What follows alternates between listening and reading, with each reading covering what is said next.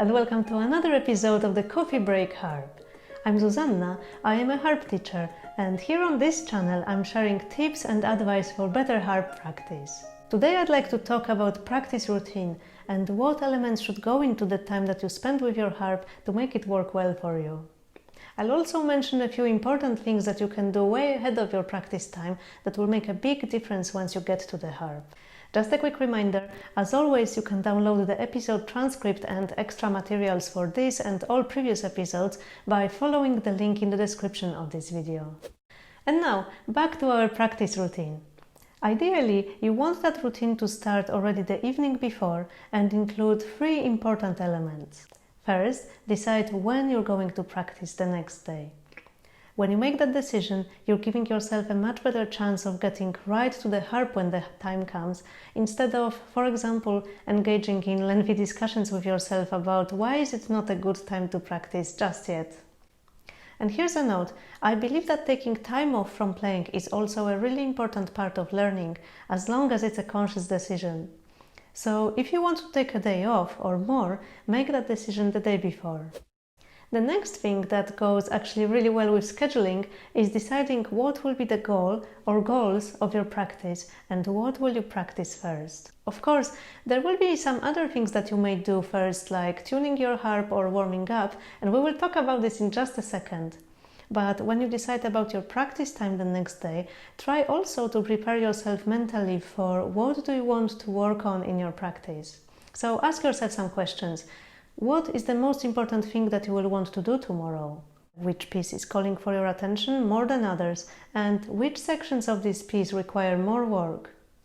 Most of us usually have quite a good feeling about which pieces are the slightly more needy ones, so whatever piece you thought about just now, you're probably right. Finally, the third element, which I know may sound a bit funny, but I'll tell you anyway because it's really important. That's going to bed on time. Getting enough sleep will help you focus better the next day, especially as you're working through the more challenging sections in your pieces. And I understand that this one may be sometimes not quite within your control for various reasons. But when it is, try to put yourself to bed on time, as that will mean you can get better results the next day. There will be some days when you will be very short on time and you will simply want to sit down and start right away from what you decided will be the most important part of the practice, and that's absolutely fine. On the days when you do have a little bit more time, you may find some of the ideas that I'm going to share helpful in easing into your practice. Some people find it really useful to include a physical warm-up away from the harp before sitting down and playing, which I think is a really good idea. Some harpists have a favorite yoga sequence or a set of gentle stretches, others prefer to go for a short run or a brisk walk and get some fresh air. See what physical activity does for you. You might be like me and prefer doing different things depending on what you play and how you feel on a given day, so it might be a good idea to try different things and see how it changes the way you feel when you play. While we are around the health and well-being topics, I would also like to mention how important it is to stay hydrated when you're playing. So, even if you're like me and your favorite tea or coffee is part of your practice ritual, make sure to have a glass of water nearby as well. If you have the time, I think it is always nice to start your practice with tuning the harp. It is just the perfect way to say hello to your instrument and to see how your harp is doing today. For me, tuning the harp is not only a matter of instrument maintenance, but also a perfect transition from whatever I was doing before to the focused practice time. Even though this is something I've been doing so many times over many years, and I guess it's almost semi-automatic by now, the fact that I have to be mindful with every string that I pluck still has this calming effect on me. After tuning, I move on to playing some exercises, and here I usually divide them into two groups. It's definitely a good idea to start with some very simple and gentle exercises to warm up, and for myself I usually tend to stick to the same ones every time I play.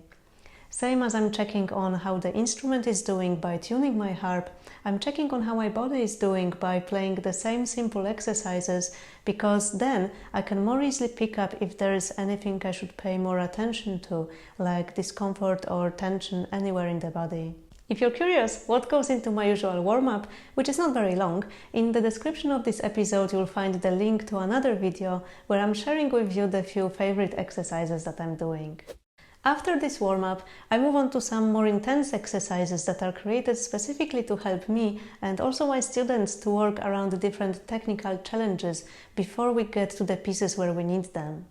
So, for example, if we've got a piece with a lot of scales, I would go to my collection of scale exercises and pick some that would go nicely with the piece. And for some pieces, which include lots of different challenges, I have actually written down full sets of the most effective exercises. So whenever me or my students are about to work on them, I've got a cheat sheet ready there. Time to move on to the pieces. Now, do you remember how the day before I asked you to think about the most important thing that you're going to practice? Now is the best time to work on it when your mind is still fresh and happy to stay focused for a while and the fingers and the rest of your body nicely warmed up.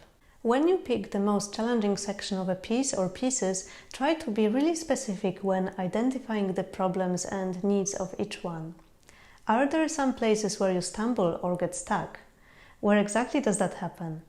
What is happening just before and from where you're fine again? In most cases, following this method will mean that you won't get to play a piece from the beginning. And that's fine, and I'll say even more, if your pieces are at the stage where it happens that you get stuck a lot or have to stop very often, try to avoid as much as you can working on them from the very beginning. Focus instead on the sections later in the piece that may feel less familiar or simply be more complex. This is not to say that you have to completely forget what's happening at the top of the page. Of course, you will work on that part too, but from my experience it seems that many of us, including myself, start way too often by playing a piece from the same place over and over again, and that place suspiciously often happens to be the very first bar. This is just natural. We all like when we can follow some sort of structure easily, and also we've been probably all taught through school that to do something in a proper and organized way is to start from the very beginning. And this works for many things in life, but on the harp, when we're learning to play a new piece and always start from the very beginning, what tends to happen is that we get to know that first part very well, but the rest not so much. So that's why it matters that you ask yourself every time, what is the most important section or sections that I need to work on now? It does require some effort, but I guarantee that it will pay off. At the end of practice, when you've got a good overview of how all your pieces and exercises are doing, it will be again a good time to decide what will be the first and most important thing that you will work on tomorrow. With shorter, easier pieces, after some time you will usually have a good idea of which bits are more tricky or which are still unfamiliar and where to start from. With longer pieces, especially the ones where you cannot spread all pages on the music stand and see them all at once together, you may want to write down the sections that need your attention, either on post-it notes or in a notebook. For that, you may find that a practice notebook will be a useful tool, especially if you think that you will want to go back and play these pieces again, because then you have an overview of how you learned them and can easily follow these steps again. If there are many pieces that you work on at the same time, it may be that you don't get to play all of them in one day. In that case, a practice notebook is also a great tool of keeping track of which pieces you have practiced and which you haven't, and then making sure that they all get a good dose of what I call practice exposure throughout a week. Then again, when working on many pieces or in general playing for a long time, I highly recommend that you include in your practice sessions some time spent lying down in the Alexander technique position. This is a perfect way to spend your short breaks between different chunks of practice or between the pieces, and even 5 minutes can be of great benefit to your body. I've made a whole video on that. Make sure you check it out before planning your next practice session. The elements that I've mentioned before, tuning, warm-up and technical exercises, pieces and Alexander technique, are the ones that I recommend for everyone to have in their daily practice. Now, I'm going to talk about other practice activities that are also extremely valuable and which you may choose to add to your daily sessions depending on your needs. A great activity to do, especially towards the end of your practice, is revising any pieces you previously learned. This can be a really enjoyable element of practice, and it also means that even if the new pieces you work on are still in the early stages, you always have something ready that you could play for others. The next element you may want to include in your sessions is music theory. This will be incredibly useful, especially if harp is the first instrument that you're learning to play. Learning about music theory as you progress on the harp will help you understand the structure of the pieces better, spot any repeated patterns, and in general, we always learn things faster if we can understand them better. Music theory is also especially helpful when you're improvising, because it can provide you with some structures from which you can bounce off your ideas and be even more creative. So if you like exploring harp improvisation, which is absolutely great, I would recommend that you try to have the music theory following closely.